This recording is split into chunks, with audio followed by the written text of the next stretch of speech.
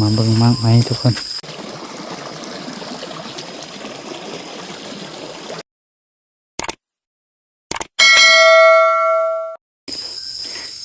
กับทักทายสบายดีและสวัสดีทุกคน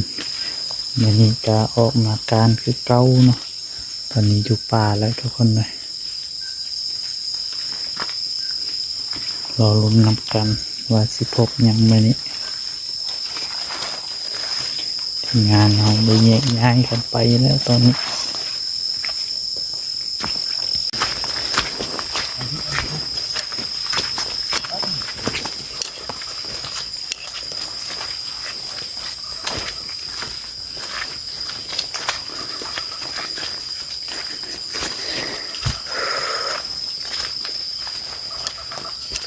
เสียงนกเป็นยังวะคือจะมีลางเรื่องจะมีลางเรื่องใช่ไหมมันลอกเรียนแบบฝนตกทางเนี้ยเส้นทางทุกคนนะเส้นทางไปการนะ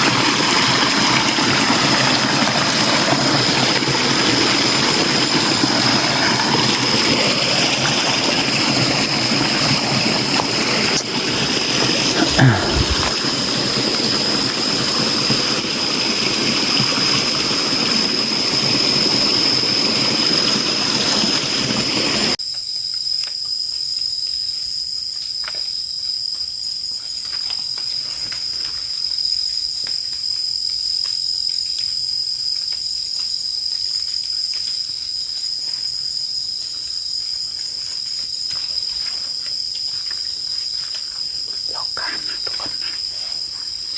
รอลุ้นกันว่าสิมาแบบผมนี่มาหอดป่าฝนตก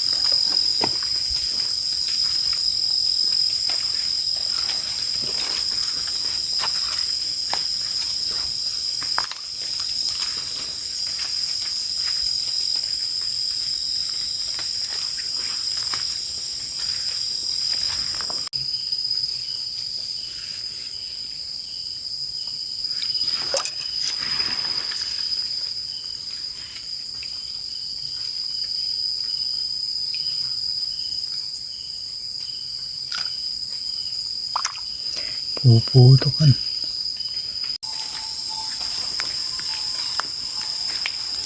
มาเบิ่งมากไหมทุกคน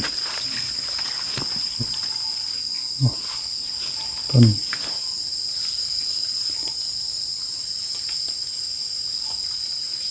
ยังบุมียังมากินทุกคนงานทุกคนช่วงนี้ก็ฝนตกมาทุกคน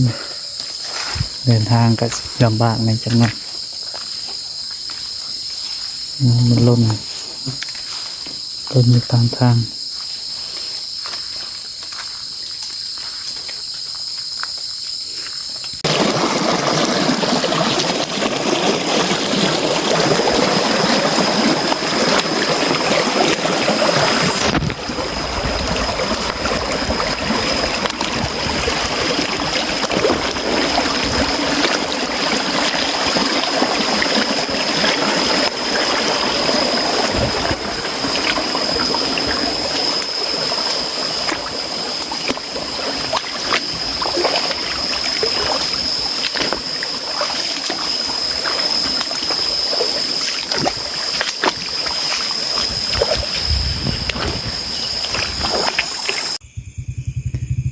ท่านผู้ชมสำหรับคลิปนี้ก็สิประมาณนี้เนาะทุกคนเนาะไว้พบกันในคลิปหน้าทุกคนขอขอบใจทุกคนที่เข้ามาชมคลิป